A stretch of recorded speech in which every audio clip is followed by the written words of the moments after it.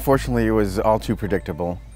I think for people that follow that part of the world, watching what had unfolded with increasing aggression from Vladimir Putin, certainly by 2008 in the Georgia war, Putin had aspirations to subordinate, to take control of the former Soviet space. And the two countries that were most resistant to Russian control were Georgia and Ukraine.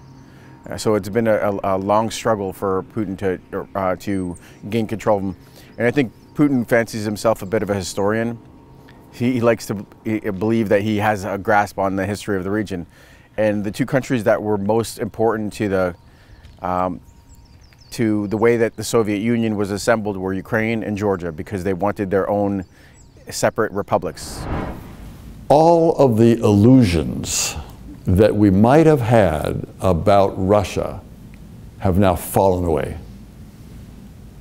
It's very clear now that the world after February 24th will be different, very different.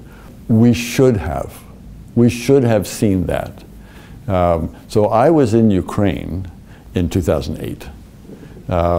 So I was in Ukraine when the Bucharest summit took place.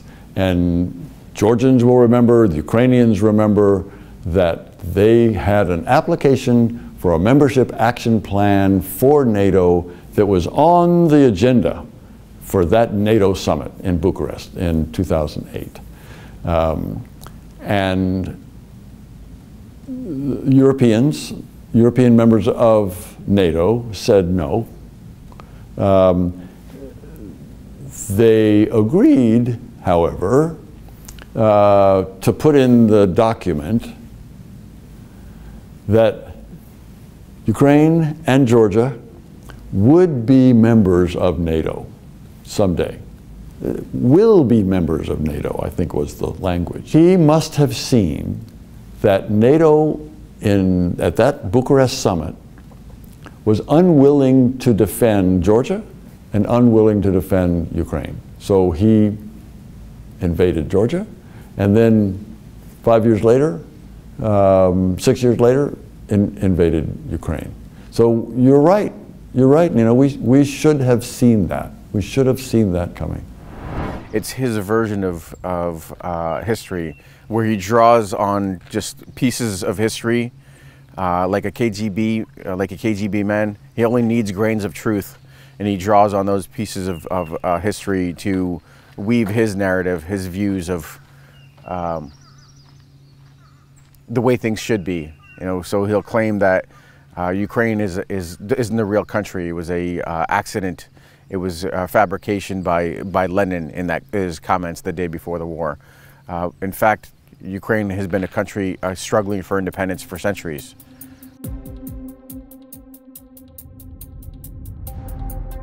If propaganda is ineffective, it's often because it's so far distanced from reality.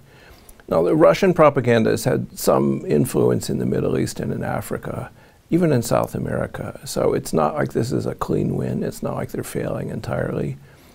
I think the innovation on the Russian side was the effort to use, as they did in 2016 and in 2020 here, and starting 2 decades ago in Russia, to use social media, to use internets, to use hacking as a way to influence opinion in the way they want. Well, in general, I think that, and this applies to cybersecurity, the Russians miscalculated. And really, when you say that, you mean Putin miscalculated. And from people I know, unsurprisingly, he was unwilling to take advice or hear information that contradicted his own views. That's always bad for a planner. So one of the surprises has been how badly the Russians have performed. I think a lot of that has to do with planning. We'll see with this new general they've put in charge if that changes.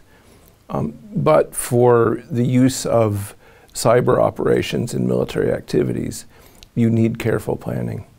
The Russians were doing work in advance. They started preparing to attack Ukraine in October and developing the tools they needed.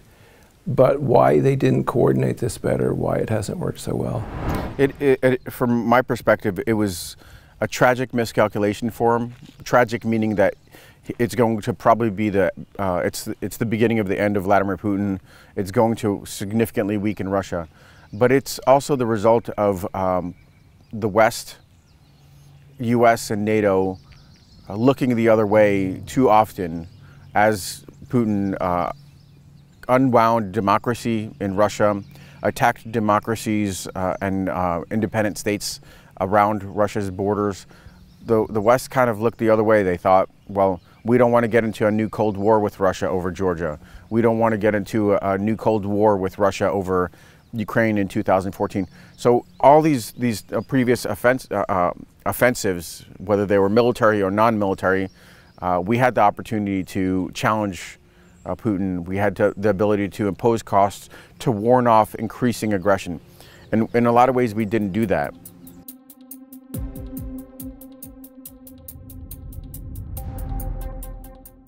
I went back as ambassador, acting ambassador, as charge in 2019, right when President Zelensky was elected.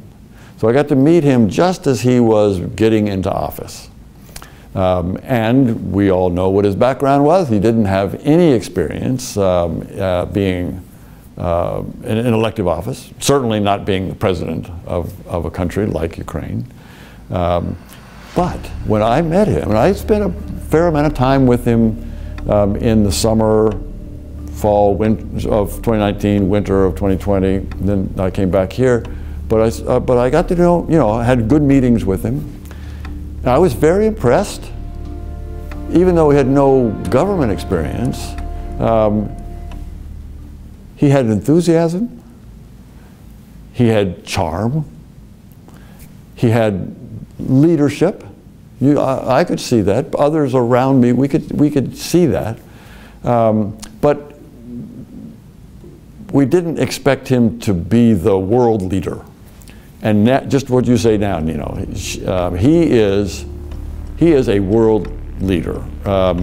He has motivated support for Ukraine. He's motivated support for democracy around the world. He's motivated opposition to Russia, and President Putin in particular, and has been brave, courageous, stayed in Kyiv even when the Russian army was bearing down, trying to get him. The Russian army was after President Zelensky, and he stayed in Kyiv, demonstrating a courage and leadership that the Ukrainian people really appreciated.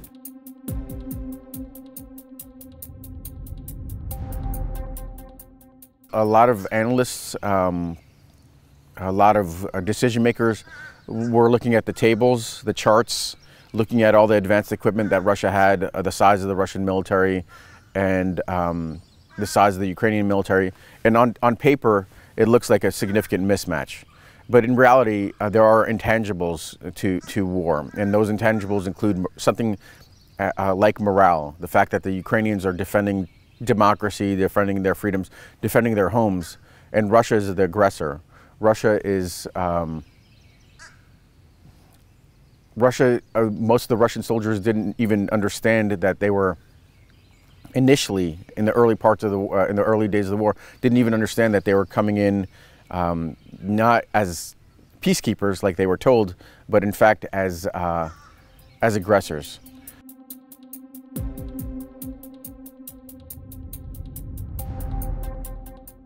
A Russian friend of mine who was had close connections to the security services has fled to London, and so I called him up to see how he was doing, and I said, "Why didn't you guys call us in advance? We thought that in 2003 they will welcome us with open arms as liberators. It will be like Paris in 1944. I could have told you how that movie played out." And he said, I know, we should have called."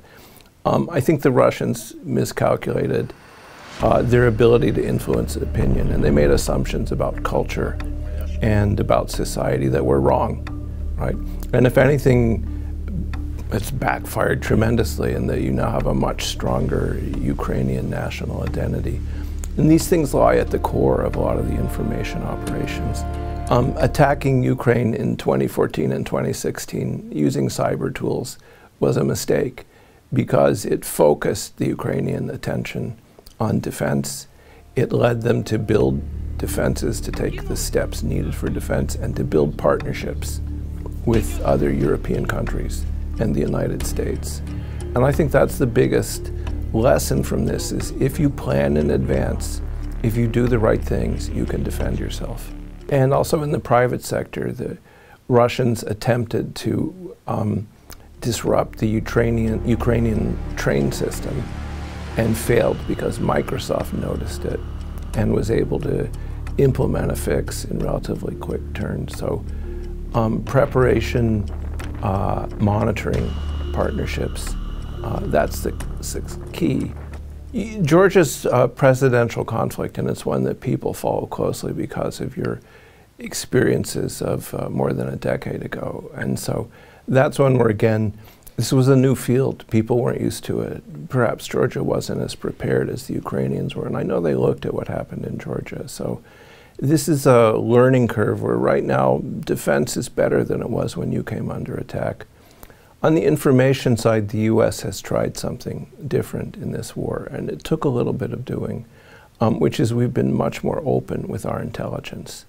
And there were two immediate problems. The first is, of course, intelligence agencies never want to share, so they opposed it and had to be overruled by their political masters. The second is that there is some lingering distrust of American intelligence because of our many blunders in the Iraq War. And so I've heard that directly from Europeans. Why should we trust you now, right? Some of it is you can confirm it yourself. You can go on Google and get a satellite image and it will show you tanks. So the ability to use your own intelligence to be open. I'm not a big intelligence fan per se, because what used to come to you in a highly classified basis is now available in the public domain. So share, and that's the best way to do this. Sharing shows, here's what's really going on. This social media war, this is the first social media war there has been, is so fast, and the volume of information is so great. You know, everybody has a cell phone that's recording what's going on. Russia doesn't have the means to respond to that. Russia's tried, and it's not been successful. So there's a template here where transparency and volume of information on the facts undoes Russia's fire hose of falsehoods. There's kind of all these false threads about what's going on. That's really how this works.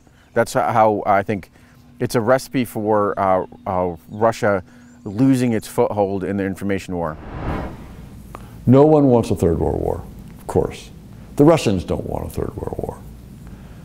Putin, war criminal as he is, doesn't want a third world war. He'll lose. He will lose. Russia will lose. It'll be horrible. They don't want that. No one wants that.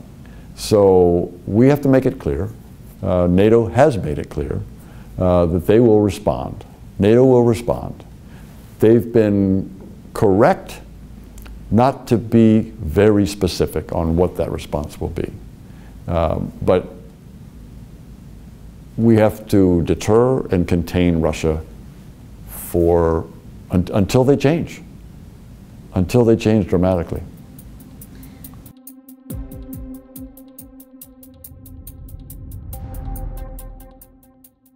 Ukraine having chemical agents unfolded, the U.S. introduced this doctrine called strategic ambiguity. It basically said that if Russia were to use any weapons of mass destruction, it would be a game changer. It didn't say what was going to happen. It didn't say it's a red line. It didn't say that NATO was going to respond. But it introduced a significant amount of doubt. And that's a vital doctrine. It's frankly warned off, let's say, China and Taiwan for decades.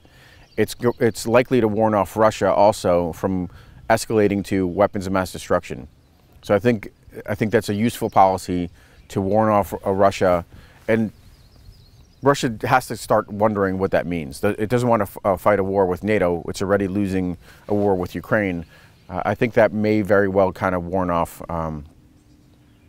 Russian use of WMD. But his goals were to reassert control over the former Soviet space. So he had my impression is that he had every intention to not just take a small part of Ukraine, like right now the conversations about Eastern Ukraine. He wanted all of Ukraine. He wanted to crush the independence of the Ukrainian people, replace the democratically elected government with a puppet government, and then probably move on to other locations. Frankly, I think Moldova would have been very vulnerable because it's also democratically inclined, has a terrific democratic president. And I think his aspirations would have shifted to Moldova and eventually to Georgia, where issues are a lot more complex, where in fact I think Putin has been somewhat successful in regaining some influence over the past decade, but still is too free for his own taste. So I think all these countries in the short term would be very, very vulnerable to Russia gaining control. It's interesting to watch, the popular protests in support of Ukraine in Tbilisi. Massive protests, as there have been in Eastern and Central Europe. But the government has not responded to those. The government's reluctant to reflect the will of the people, which want more support for Ukraine. That's not a recipe for success. Sadly, the most probable end will be a long stalemate conflict, probably with fighting, low-level fighting, not dissimilar to what we've seen since 2014, where that conflict between the Russians in Donbass and the Ukrainian military killed 14,000 Ukrainians. That could continue on a broader scale. The Russians will try to hold on to Donbass and to Kherson and to Crimea, and they'll try to maintain that part of Ukraine.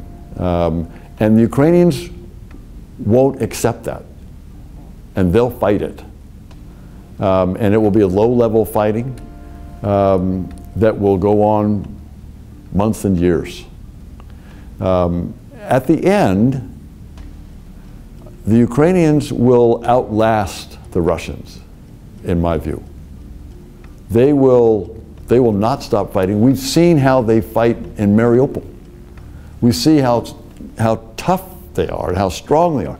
And we've also seen how NATO and the United States are providing support to the Ukrainians. And that will continue. I'm convinced that will continue. That the United States and the rest of NATO will continue to provide weapons, finance, support for their government, to keep the government going. That will continue, and so the Ukrainians will last longer than the Russians. They will outlast the Russians. The Russians, in the end, as they tried to take over Afghanistan, and the Afghans ran them out. And they tried to invade Ukraine, and the Ukrainians will run. The Ukrainians are stronger than the Afghans. The Ukrainians are more of a nation, more of a people than the Afghans. And they will run them out. So that's the long scenario. It's possible, Nino, that the Russian army will continue to do badly. The Russian army did very badly around Kyiv. And the Russian army has not been well led, it's not been well supported. The Russian army has not taken care of the Russian soldiers. The Russian soldiers have been walking away from their equipment. The Russian soldiers have been going back to Russia either dead or with stories about how bad it's going in Ukraine. And that story is being heard by Russians all over Russia. And the Russians are not volunteering to go into the army any longer. So the Russian army may fail. And if the Russian army fails, the Ukrainian military will push them out. So in that case, the Russians will lose. I think that's actually a recipe for Vladimir Putin with this war as a whole. He could continue to conduct this war, see if he could achieve his military aims over the course of the next several weeks. If he doesn't, then he could turn around and say, we've succeeded in our mission, congratulations, a parade for the Russian military, we've denazified and demilitarized Ukraine, time to go home. That's almost an optimal scenario. And that requires additional US and NATO support to make sure that Ukraine wins decisively. The alternative is a much more dangerous scenario where Putin does win some gains in the east. He does have some tangible victories that he could then bring back to his people saying, look, see, all we need to do is stay a little bit longer and we could win all of Ukraine. And that's the dangerous scenario. That's the protracted war scenario where I think if he has any breathing room, if he has any victories whatsoever, he's going to stay and try to win all of Ukraine.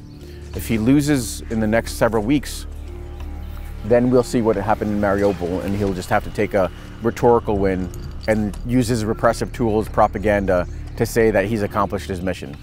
My expectation is that Putin cannot win this war. He cannot seize Ukraine like he had imagined. Ukraine will leave as a sovereign and independent state. And that provides breathing room for places like Georgia. I love Georgia. I had a chance to visit Georgia on several occasions. My stepmother, who raised us, is Georgian, so I have a strong affinity for the country. And I do believe that in certain ways, Georgia will the Georgian people will follow the example of the Ukrainian people, as the Ukrainian people at times have followed the example of the Georgian people, kind of picking up the best from each other. And I think it's going to be a healthy development for that region in the long run.